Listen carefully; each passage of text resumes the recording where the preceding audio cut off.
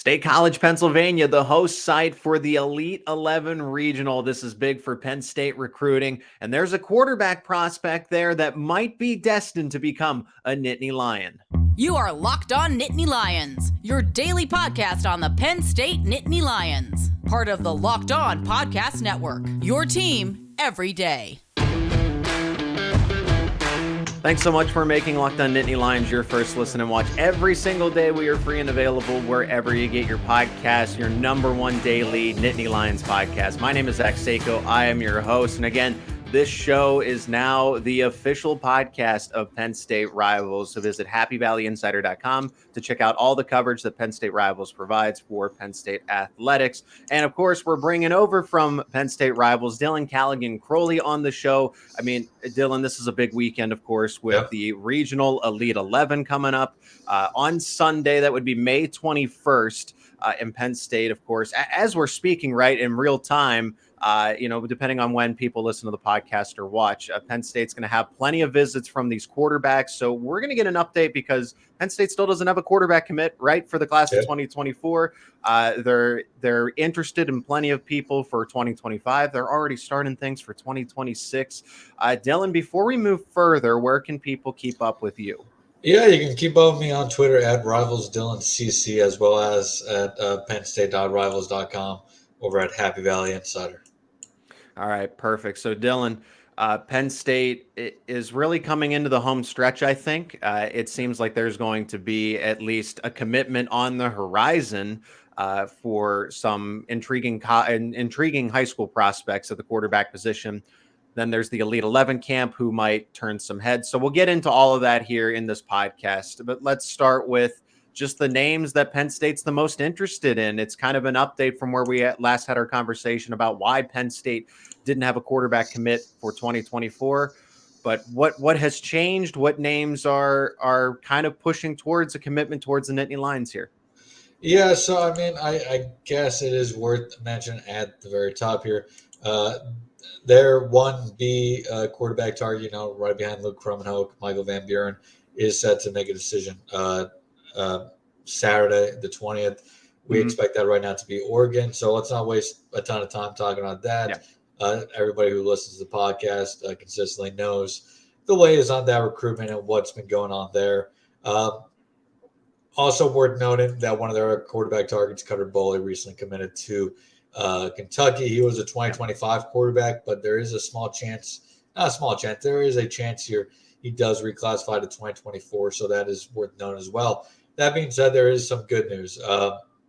Ethan Grunkemeyer out of Ohio was on campus last week, and he told Happy Valley Insider that it was a really good visit. The staff was a huge piece of that visit. Everything they did, he said, was super detailed, and he loves how they develop quarterbacks. I believe we may have mentioned last time on the podcast, James Franklin now at Penn State has recruited 3 quarterbacks that have gone on to get drafted. I know Will Levis obviously transferred to Kentucky, but Franklin still recruited him to Penn State first there. Sean Clifford also was drafted. Trace was drafted. And then, he was there at the tail end of Hackenberg's career as well. So that is definitely standing out to recruits. Even if Penn State fans may not have loved the quarterback play at all times throughout the Franklin tenure, at the end of the day, he has still put 4 quarterbacks in the NFL, including each of his last 3 starting quarterbacks.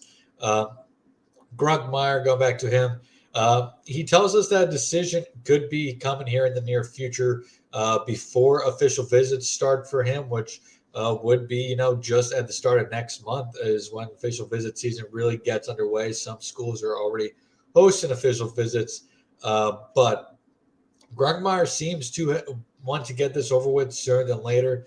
There is some sense that Clemson, if they were to offer, would be a threat here for Penn State.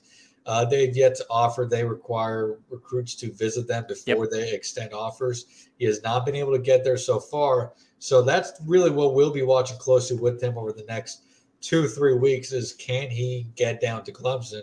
If he can, that may change this recruitment up a little bit. But as things stand right now, I really like where Penn State stands coming out of this visit. They are, I would say, and no disrespect to the other schools, by far his best offer. You look at the other schools that are notable: Cincinnati, Indiana, Minnesota, Northwestern, Virginia. There are some solid programs in there. Virginia, Minnesota, Cincinnati. But I think Penn State is the team to beat right now. Not enough to put in a future cast just yet, but I do really like where Penn State stands with Grunkemeyer. Now, notably, they also recently offered Miles O'Neill, a 2024 quarterback originally out of, I believe, Massachusetts, Connecticut, New England area, but he is transferring to the Hunt School in New Jersey after the end of his school year here. This has been a guy that we've been monitoring over at Valley Insider for a while now. A guy who's been blowing up on the recruiting trail. His offer sheet is become quite impressive here over the last few weeks. Boston College, Maryland, Michigan State, Pittsburgh, Texas A&M, Virginia are among some of his notable offers. Really skyrocketing, maybe the hottest recruit in the country at the quarterback position. Penn State offered him on Thursday. He's scheduled to be on campus this weekend, and he'll be at the Elite 11 on Sunday as well. So he's somebody that we'll be watching closely, because that is somebody that I think could be a part of this class. Penn State does, as we mentioned, possibly want to take two quarterbacks in this cycle. Now, could they get both O'Neill and Grunkemeyer? That may be a little bit tough, but I'm not ruling it out either. I mean, we'll mention one other player down in a little bit, but Georgia has 2 4-star quarterback commitments right now, so there's no reason that Penn State couldn't do the same. I know neither are 4-star quarterbacks, but both are very high potential quarterbacks, to say the least. O'Neill is more of your prototypical pro-style quarterback compared to Grunkemeyer, who is more of I feel like Trace McSorley is a lazy comparison, but probably a Trace McSorley-esque quarterback, can improvise with his feet a little bit more, can scramble, all that. O'Neill, more of your pro-style quarterback that Mike Yurcich usually recruits. But O'Neill is going to be somebody we're going to watch closely this weekend in terms of how that visit goes, how he performs at the Elite 11 on Sunday. Because even if they get Grunkemeyer, if they don't get Grunkemeyer, I think O'Neill is going to be somebody they push for, because the potential is really high with him, to say the least. Penn State essentially hosting the regional Elite 11 camp that is going to be going on Sunday, May 21st. I'm excited because I get to go there. I get to spectate. I get to report on this. So there's going to be plenty of news in the upcoming podcast. But Dylan, you and I are going to continue with that in just a second. First, let's hear from one of our sponsors of today's episode, and that is Bird Dogs. And Bird Dogs, I've actually recently ordered a couple pairs of shorts from Bird Dogs, so this one's fun for me. But Bird Dogs pants and shorts, they are great for 3 reasons. All right, the first one is the fit. You will look better and feel better when you are wearing Bird Dogs. Of course, comfort, that's the second reason. Stretchy fabric will make your legs look great, and they're comfier than all your other shorts and pants. And then there's versatility. They give you the freedom to wear one pair of pants or shorts on the golf course, to a meeting, on a date, hanging out with friends. I've never had Bird Dogs before, so I thought I'd order a couple pairs, and I'm very impressed that they do live up to the billing that I just described. So go to birddogs.com/LockedOnCollege. When you enter promo code LockedOnCollege, they will throw in a free custom Bird Dogs tumbler with every order. It's a Yeti style tumbler. So all you got to do, go to birddogs.com/LockedOnCollege. When you do that, you can get your free Yeti style tumbler with every order. And again, thanks so much for making Locked On Nittany Lions your first listen and watch every single day. And Penn State Rivals, of course, making this show your go-to podcast. So visit happyvalleyinsider.com. When you're finished here with the show, go over, check out Dylan's writing, check out the other contributors as well, the latest updates on recruiting, the analysis of the incoming freshmen. It is all right there at Penn State Rivals. Okay, Dylan, the Elite 11 camp. On Sunday, May 21st. I'm going to be in attendance. This is a lot of fun. I can't wait to, bring the feedback and have, more of a dialogue with you in the not too distant future. But there's not every single prospect. Like I think of the guys like Ryan Montgomery they aren't. He's not going to be there. That's someone that Penn State has pursued very heavily. They continue to. They go all out for these quarterback prospects. We saw all the attention that Michael Van Buren got.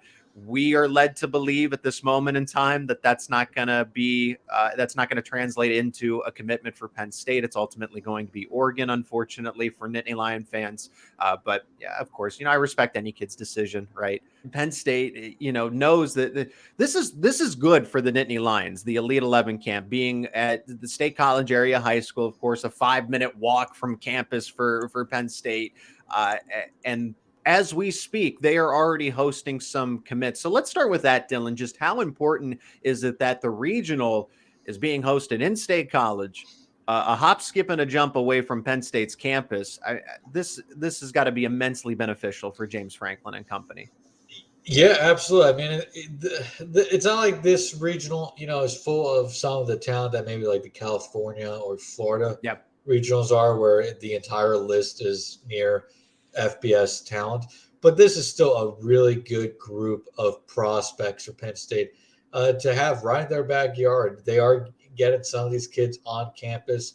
I've confirmed some of them. I wouldn't be shocked if a lot of these kids, Penn State offered to come out visit, just because it gives you a chance to get your eyes on these quarterbacks. And some of them may not sound like names to us right now, but I mean, at this time last year, very few people knew of Ethan Grunkemeyer. And if you look back even before that, in 2023 recruiting class, very few people knew about Jackson Smolik before he showed up at the Elite 11 finals and was really impressive. So, I mean, perhaps one of these guys on this list is a late riser in the 2025 class, and that we can look back on and say, remember where he was at the Elite 11 in 2023. But there's also quite a few very high-end talent here that is going to be on campus, some of the names that we've already mentioned. But yeah, it's definitely big for them. Even if they're not going to offer them right now, they get a chance to get their eyes on them in person on campus, get those measurables, see where they are in the height and weight department, see how their attitude and personality fit within the program. So it's a great chance to get a preliminary assessment on some of these guys. And then for others, it's a chance to, sell the program a little bit more, see if you want to be a little bit closer to extending an offer, so on and so forth. Yeah, and Penn, there's quite a number of prospects, of course, names that we are familiar with, Samaj Jones being one of them. I'm actually a big Alex Irby fan, who's over at Steel High, local to the Pennsylvania area, if you go east towards the state. So there's quite a few names on this list. Dylan, from the Penn State perspective, which ones are James Franklin, Mike Yurcich going to be the most interested in? Who do they want to succeed the most at this camp? That is a great question. I think definitely the two that they're going to be watching, or they would like to, have a good performance, since they're not technically allowed to be watching. But they will surely, they will know who had a great camp, who did not. But at the end of the day, on Sunday night, they're going to want to go on Twitter and see that I think Ethan Grunkemeyer, of course, had a great day. If Ethan Grunkemeyer could walk away with some high honors, they would, I think, surely love that. And then Miles O'Neill, who we just talked about receiving an offer. I think they would love to see him walk away with some high honors as well. But, I mean, you also got names out there like Cole Greer out of Deerfield Academy, Massachusetts, 2025 quarterback. Does not have an offer yet, but somebody worth monitoring for the future. Blake Hebert, Central Catholic out of Massachusetts, another 2025 quarterback, will be on campus this week on Saturday.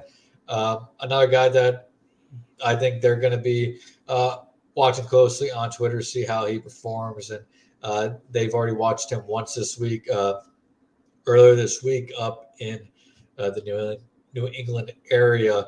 There was a huge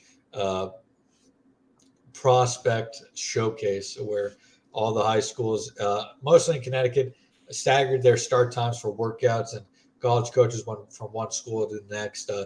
and Mike Yursich was up there watching, as well as Stacey Collins. So Penn State had was well represented in the New England area this week. So they got a chance to see some of these names before.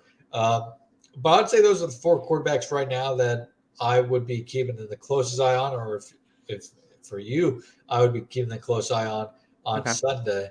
And then you got some other names like Alex Irby. He's set to commit in July, I believe it is. It's not going to be Penn State. They have not been pursuing him.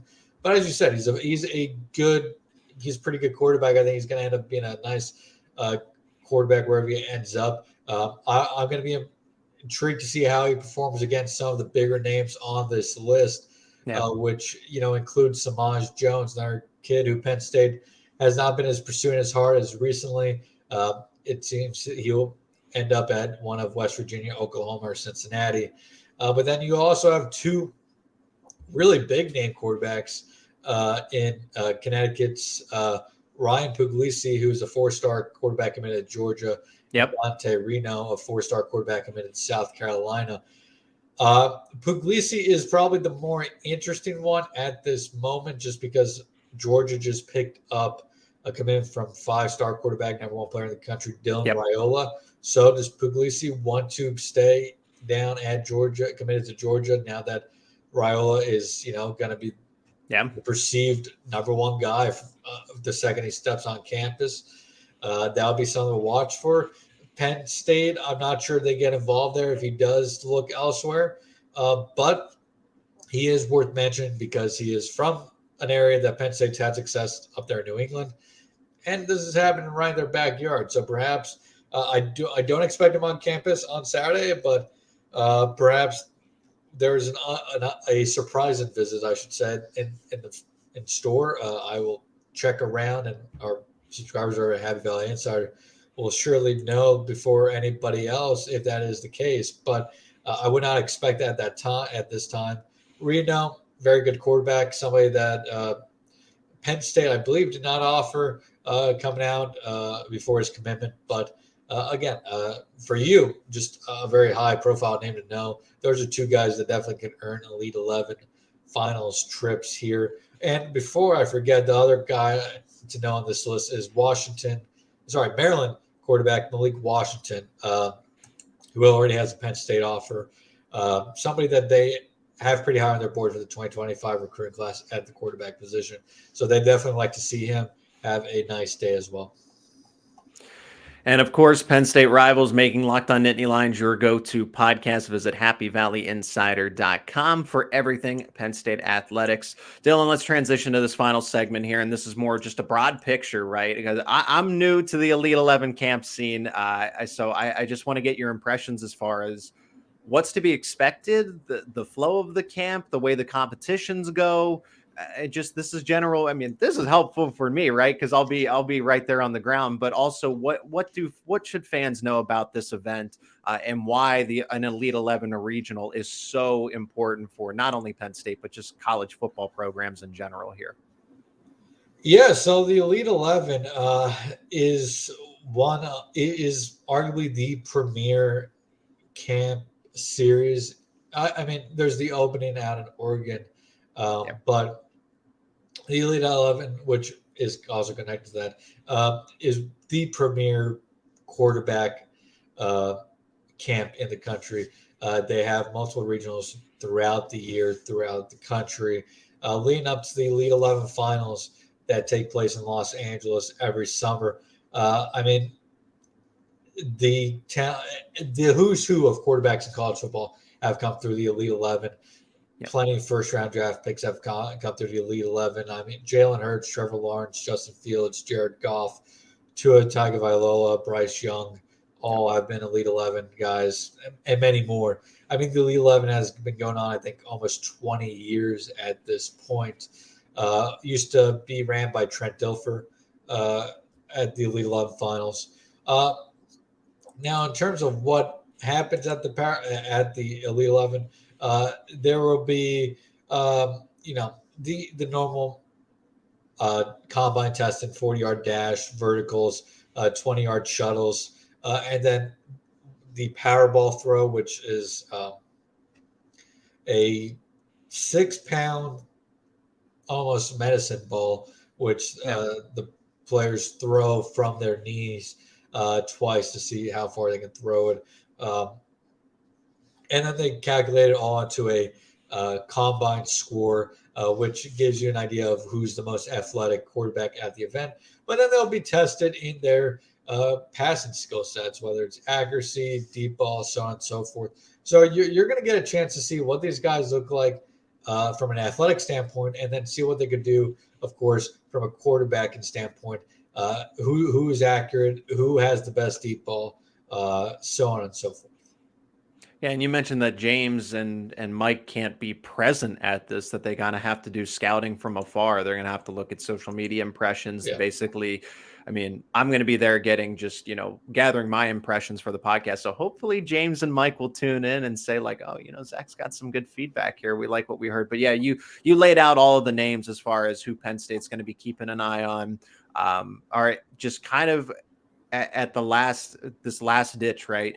Are there any names that can really benefit from this? They're lower on the radar, but are there guys that you're looking at that, maybe they could boost themselves into a Division I offer here, whether it's Penn State or not?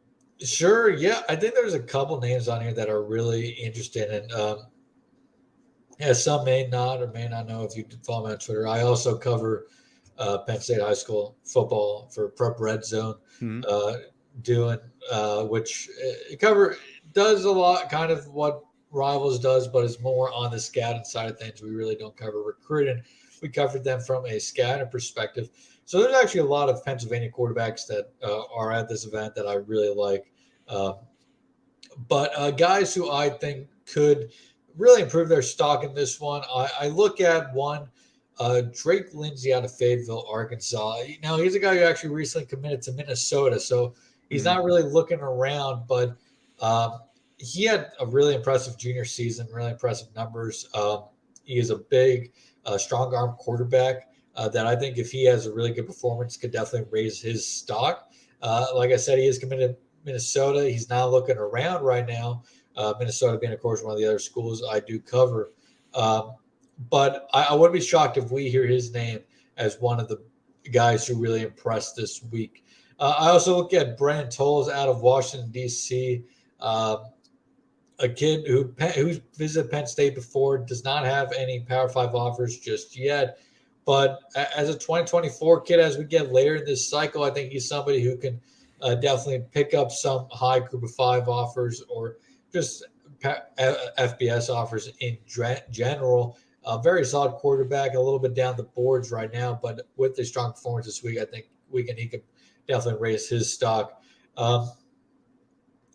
Henry Hasselbeck out of Massachusetts, now 2024 quarterback, is I think the son of Matt Hasselbeck.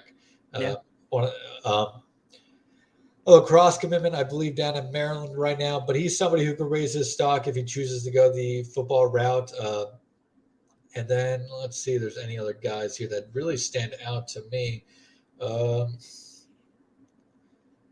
If we want to show love to some Pennsylvania guys, Cole Meehan out of Lansdale Catholic. He recently picked up his first FBS offer from Buffalo. So I think a nice performance this week. Definitely see some more offers come from him. And Pittsburgh Central Catholic's Peyton Warner is another as well. And somebody's game who I'm not sure if he's an FBS quarterback, but I love the game. He's a fun watch on tape, is Palmerton quarterback Matt Machalik, who will be taking part of this as well. Really nice quarterback. Definitely an FCS quarterback, but maybe he can work his way into a Group of 5 offer with a nice weekend. But the last thing I'll mention is this may be a state college regional, so most of your talent is going to be from the tri-state area, the Northeast in general. But there's kids coming a long way to be in this camp. Some states that will be represented: Arkansas, Arizona, Florida, Georgia, Indiana, Louisiana, Nebraska, South Carolina, Tennessee, Texas, Virginia, Wisconsin, West Virginia. So there's going to be kids from all over the country at this event. It's going to be a fun one. Some of them, obviously, I'm not as familiar with those that are from some of the further states, but from the general tri-state area, Northeast, Mid-Atlantic region, this is a really nice group of quarterbacks. And I think it's going to be a great day for you to be out there seeing some of this talent up close and personal, because I think there's a good chance that at least one of these guys, if not two of them, eventually end up maybe in the blue and white down the road. Dylan, that's why we have you on the show. Appreciate the perspective, the hard work that you put in. And again, where can people, anybody that's listening right now, where can people keep up with you and all the good stuff that you do? Yeah, you can follow me on Twitter at RivalsDylanCC, as well as at Happy Valley Insider, where you can find us at pennstate.rivals.com. All right, and of course, check out Locked On Nittany Lions on Twitter at Locked On Nittany. You can follow my personal account at Zach_Seyko. And Dylan, I can't wait till we're going to talk again very soon, because Penn State, some more prospects are going to commit, whether it's to the Nittany Lions or elsewhere. But I'm excited for that next conversation, because we'll have some good news to discuss and analyze. Absolutely. And while you're at the Elite 11 camp, I'll be at the Rivals camp in Piscataway, where there's a ton of Penn State targets expected to be there, including some commitments. So I'm very excited to get out there on Sunday. And there's going to be a lot of recruiting information that we can talk about next time we talk. Perfect, Dylan. Thanks again for the time, as always.